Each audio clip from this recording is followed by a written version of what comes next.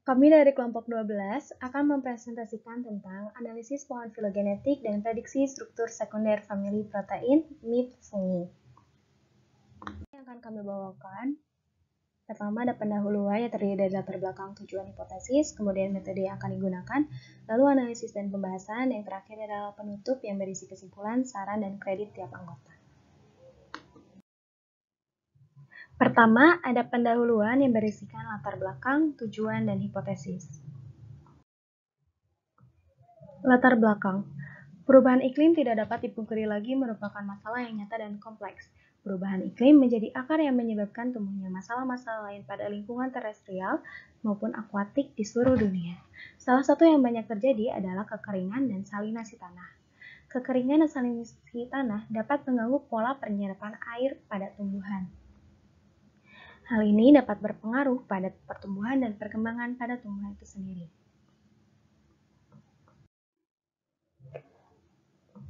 Dalam kurun waktu 35 tahun, terjadi penurunan hingga 40% pada panen jagung dan juga penurunan hingga 20% pada panen gandum. Alternatif solusi yang pernah diusulkan diantaranya adalah manajemen irigasi dan kondisi tanah, hidroponik, rekayasa genetik tanaman. Namun hal ini mendapatkan masalah lain, yaitu seperti membutuhkan keterampilan dalam pengaplikasiannya dan waktu yang dibutuhkan cukup lama. Alternatif atau solusi lain yang dapat dilakukan adalah dengan pengaplikasian fungi yang dapat bersimbiosis dengan tumbuhan, salah satunya adalah mycorrhiza.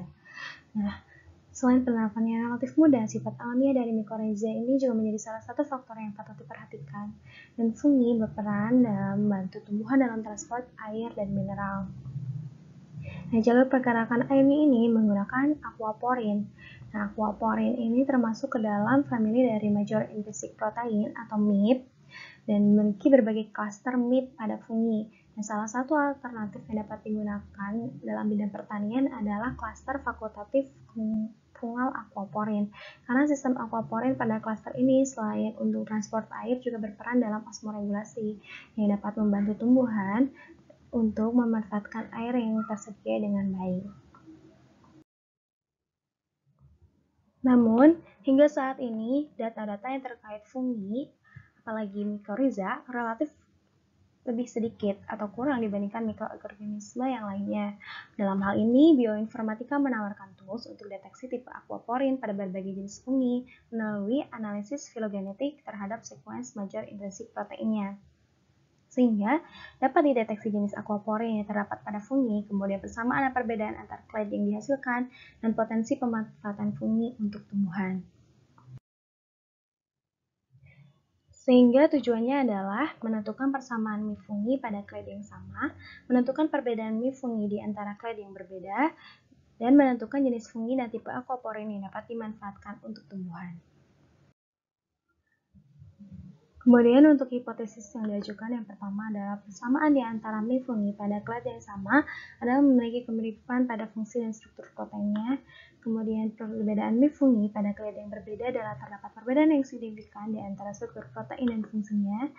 Dan terakhir, jenis fungi yang berpotensi dapat dimanfaatkan untuk tumbuhan adalah fungi dengan jenis mycorrhiza dengan jenis MIP-nya aquaporin yang berperan dalam transport air dan osmoregulasi.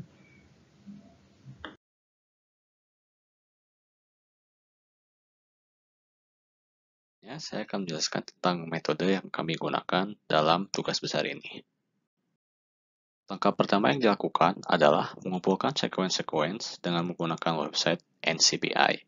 Pada bagian web NCBI terdapat tulisan All Database. Nah, bagian All Database ini kita klik lalu scroll hingga terlihat tulisan protein. Kita pilih protein. Karena fokus penelitian kita adalah protein, sehingga kita menggunakan protein. Setelah itu, pada bagian yang kosong ini, kita ketikkan keyword Major Intrinsic Protein Fungi untuk mencari sekuens yang ditarget. Setelah itu, tekan Enter. Setelah menekan Enter, laman baru akan terbuka dan akan ditampilkan sekuens-sekuens yang kita cari. Setelah itu, klik kotak box kecil yang ada di samping kiri sekuens yang kita inginkan, kemudian tekan Send to. Nah, pada saat kita menekan Send to ini, akan terbuka kotak baru yang bisa kita gunakan untuk memilih format yang kita inginkan. Nah, kita akan memilih dalam bentuk file, lalu dalam bentuk format FASTA. Setelah itu kita tekan Create File. Setelah file FASTA dibuat, kita akan mengkonfirmasi terlebih dahulu sekuens protein yang diambil apakah benar termasuk dari superfamili MIP. Maka, digunakan website CD Search atau Conserved Domain Search oleh NCBI. Karena sekuens yang dipakai cukup banyak, maka dapat digunakan analisis batch CD Search dengan mengklik batch CD Search. Laman baru akan terbuka, kemudian klik Choose File, lalu pilih file yang kita ambil tadi, lalu klik Submit. Setelah itu, kita akan menunggu waktu cukup sebentar dan akan otomatis terbuka ke laman yang baru. Pada laman yang baru, kita akan menekan tombol Browse Result, yaitu tombol yang ini, dan akan dibawa ke laman baru juga, yang akan menunjukkan sequence serta domain yang dideteksi dari sequence yang kita pakai tadi. Pada kotak yang merah ini, dapat dilihat itu ada sequence yang kita tadi ambil, dan kita dapat melihat domain yang sudah diprediksi serta nama domain yang diprediksi itu. Lalu langkah selanjutnya itu adalah kita akan mengidentifikasi protein dengan menggunakan website swissmodel.expasy.org. Nah, pada website ini langkah pertama yang harus kita lakukan yaitu ialah menekan tombol Start Modeling ini. Nah, setelah menekan tombol Start Modeling ini akan terbuka laman baru ya seperti ini. Pada laman baru ini dapat dilihat ada kotak kosong yang ditunjuk oleh tanda panah. Nah, pada kotak kosong itu kita akan mengisikan sekuens protein yang kita miliki. Nah, setelah kita memasukkan sekuens protein, tapi sebelumnya kita hanya memasukkan sekuens proteinnya satu persatu, tidak langsung semuanya. Baru setelah itu kita menekan tombol Search for Template. Nah, setelah menekan tombol ini, kita menunggu sekitar 5-10 menit tergantung dari panjang proteinnya untuk hasil analisisnya muncul. Nah, ketika sudah selesai, otomatis akan terbuka laman baru yang seperti ini yang baru muncul. Nah, ketika sudah muncul, kita harus menekan tombol Build Models yang ditunjuk oleh tanda panah ini. Nah, namun setelah menekan tombol ini, kita akan menunggu 2-3 menit sampai pembuatan modelnya selesai. Setelah menunggu selama 2-3 menit, akan terbuka laman baru seperti ini. Dan pada kotak merah, itu adalah jenis protein dari sekuens yang tadi kita masukkan tadi.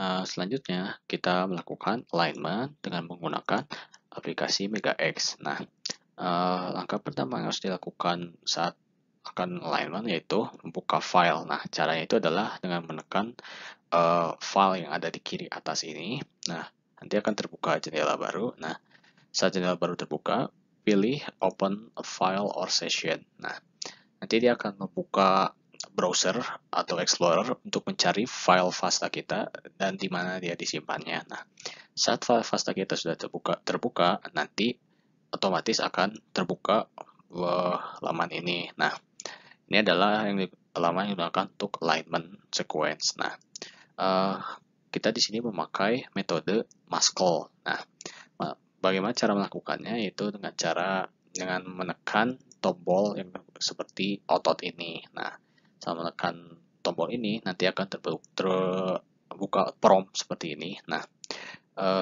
kita tidak mengubah parameternya sama sekali. Nah, jadi setelah terbuka, kita akan langsung mencet OK. Nah, setelah OK, dibiarkan beberapa detik, nanti dia akan langsung membuka laman baru. Nah, ini adalah hasil dari alignment-nya. Nah, karena kita akan menganalisis secara filogenetik, maka kita harus membuka data, lalu memilih phylogenetic analysis untuk dapat membiarkan alignment ini untuk dianalisis secara filogenetik. Lalu langkah terakhir yaitu ialah membuat pohon. Nah, membuat pohon ini kita lakukan dengan menggunakan aplikasi MegaX lagi. Nah, sama seperti tadi, kita melihat pada laman utama dari MegaX. Nah, seperti kita lihat ada tiga icon baru yang terbentuk setelah kita melakukan alignment. Artinya kita sudah memiliki data filogenetik untuk dianalisis. Nah, setelah itu kita menekan tombol phylogeny ini yang ditunjuk dengan tanda panah. Lalu ketika terbuka, kita menggunakan metode Neckmore joining. Nah, menggunakan metode ini kita menggunakan bootstrap. Nah, kita melakukan bootstrap sebanyak 10.000 kali.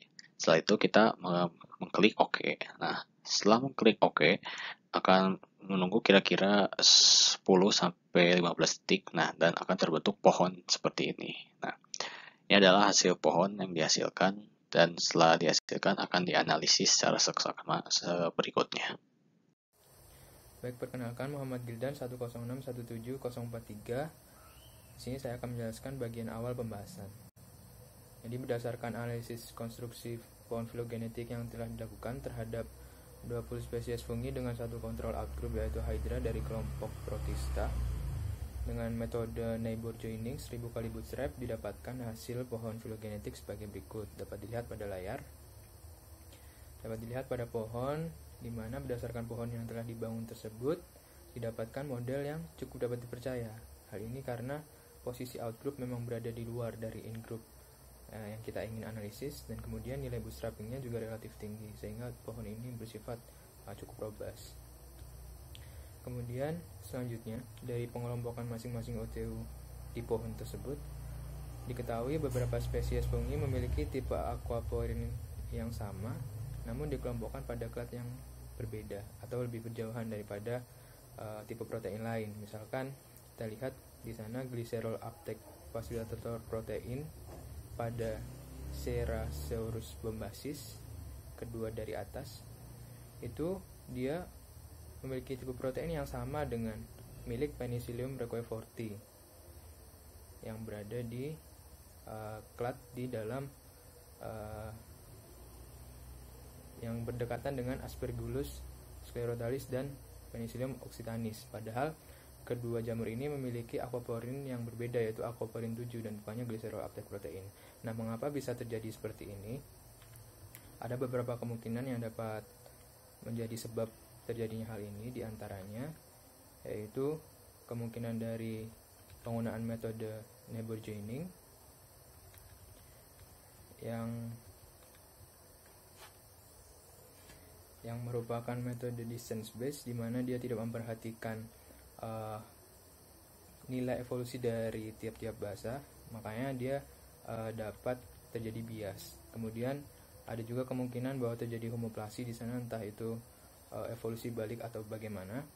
Itu juga dapat menyebabkan terjadinya hal semacam ini. Kemudian untuk analisis selanjutnya akan dilakukan pengelompokan berdasarkan nilai bootstrap yang lebih tinggi pada branch, sehingga menghindari bias yang mungkin dapat timbul dari rendahnya nilai bootstrap. Sehingga pengelompokan kelas selanjutnya adalah sebagai berikut. Nah, di sini ada dua pengelompokan klat, yaitu klat merah dan klat biru.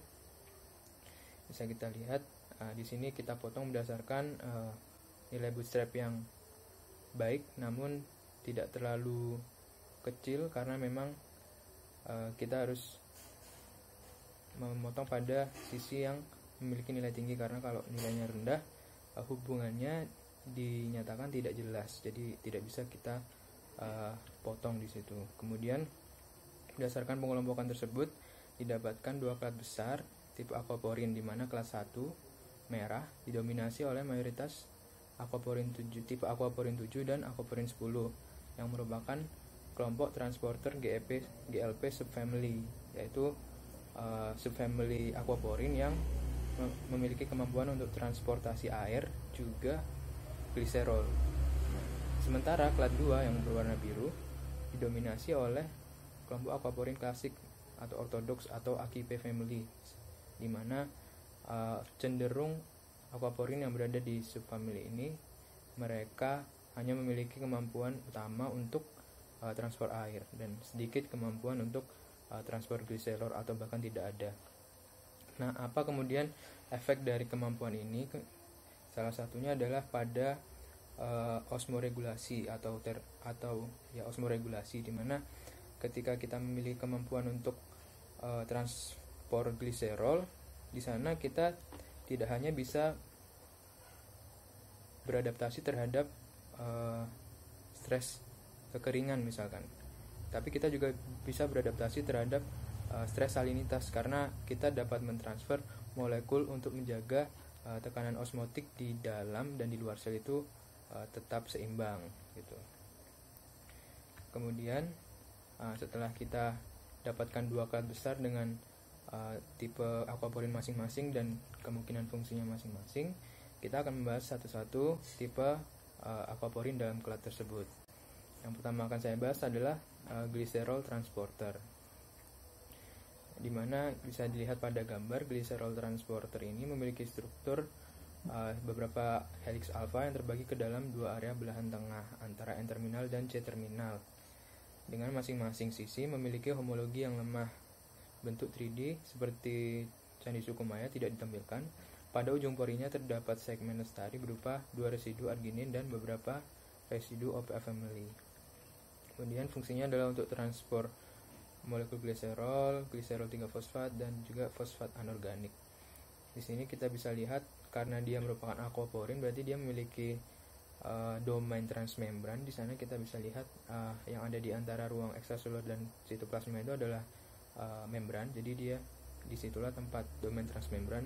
Kita bisa lihat ada 5 domain transmembran, di mana yang berwarna putih itu merupakan protein segmen yang bentuknya helix sekunder, sementara yang berwarna biru itu adalah helix primer. Kemudian protein selanjutnya adalah aquaporin 7, di mana protein ini memiliki struktur 2 tandem repeat masing-masing mengandung 3 domain sepanjang membran dan sebuah loop pembentuk pori dengan motif ASN. ASN itu asparagin. Jadi dia memiliki motif NPA, ASN atau prolin, kemudian alanin, kemudian serin. Di mana dia memiliki 2 NPA di sini, yaitu NPA 1 dan 2. NPA 1 posisinya di basa 94 sampai 96. NPA 2 berada di basa 226 sampai 228. Kemudian fungsi dari protein sendiri adalah memediasi transport air dan gliserol, permeabel terhadap urea dan homeostatis serta osmoregulasi. Memang bisa dilihat pada gambar, dia memiliki 6 domain transmembran dengan masing-masing adalah 3 alpha helix, 3 helix primer dan 3 helix sekunder, dengan susunan seperti di gambar. Lanjutkan ke protein selanjutnya, yaitu adalah Glycerol Uptake Facilitator Protein atau GLPF. Nah, protein ini memiliki ciri yaitu berupa 2 tandem berulang yang masing-masing berisi 3 domain spanning membrane dan loop membentuk pori-pori dengan motif ASN, pro dan ala. Nah, itu tuh asparagin, prolin, sama alanin. Nah, fungsinya itu adalah transporter molekul gliserol dengan permeabilitas terbatas terhadap air dan senyawa kecil yang tidak bermuatan seperti poliol.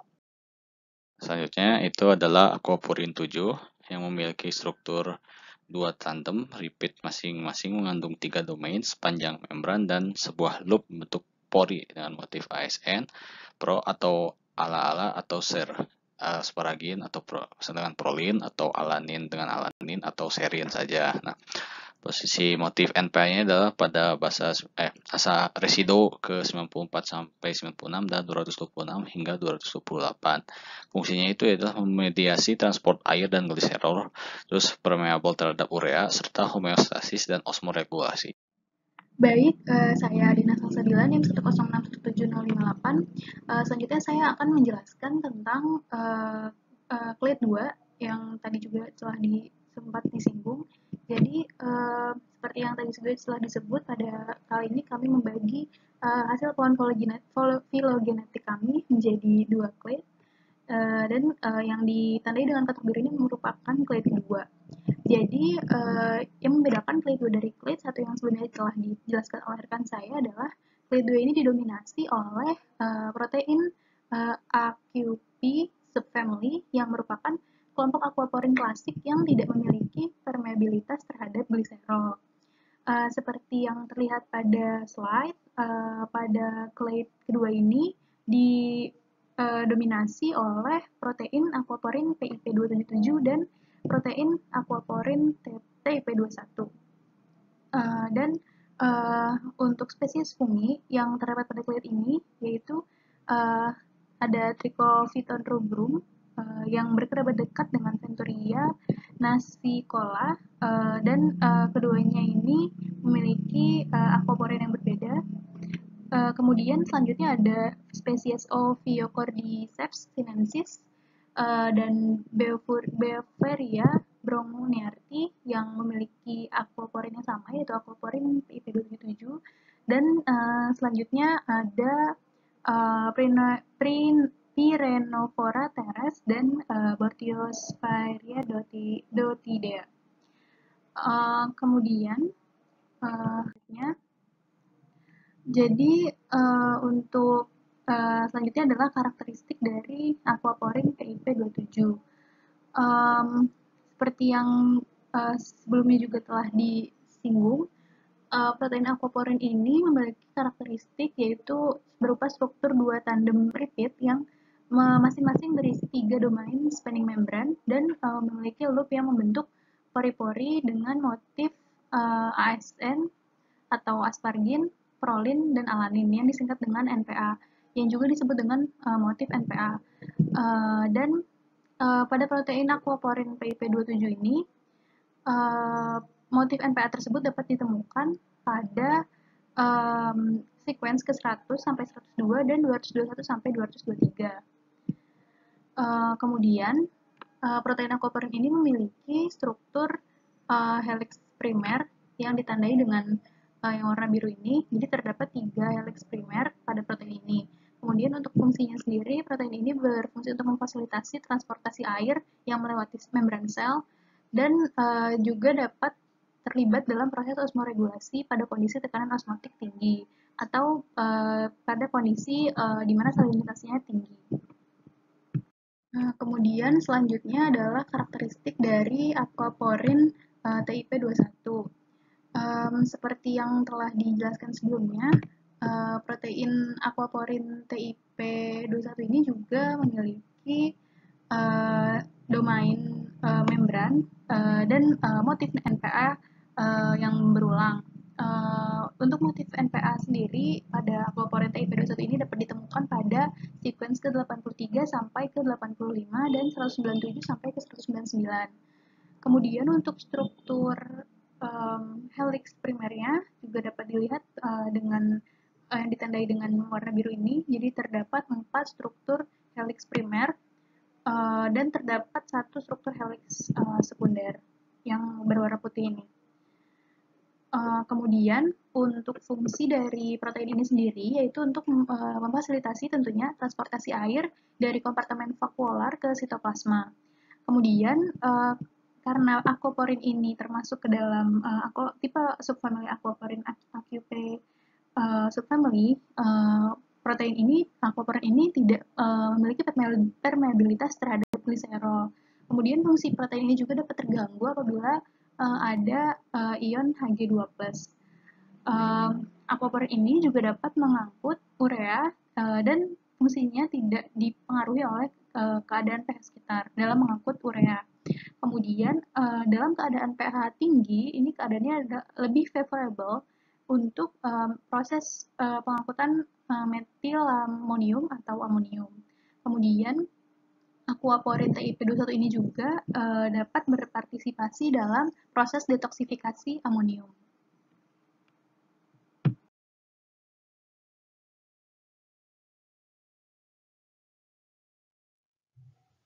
Bagian terakhir adalah penutup. Kemudian kesimpulannya yang pertama adalah MIP pada clade 1 memiliki kesamaan yaitu termasuk ke dalam GLP subfamily dan permeable terhadap gliserin, sementara MIP pada clade kedua memiliki kesamaannya termasuk ke dalam AQP subfamily yang merupakan aquaporin klasik yang tidak permeable terhadap gliserin. Dan perbedaan dari kedua clade adalah MIP pada clade 1 permeable terhadap gliserin, sedangkan MIP pada clade kedua tidak permeable terhadap gliserin.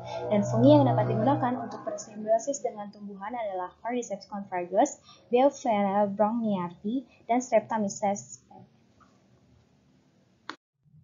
Saran yang kami ajukan yaitu keterbatasan data sequence protein fungi terutama untuk jenis mycorrhiza yang ada di Indonesia, sehingga untuk pencarian sequence dapat dilakukan di berbagai database. Kemudian sampel yang digunakan lebih terarah dan tidak mengacak.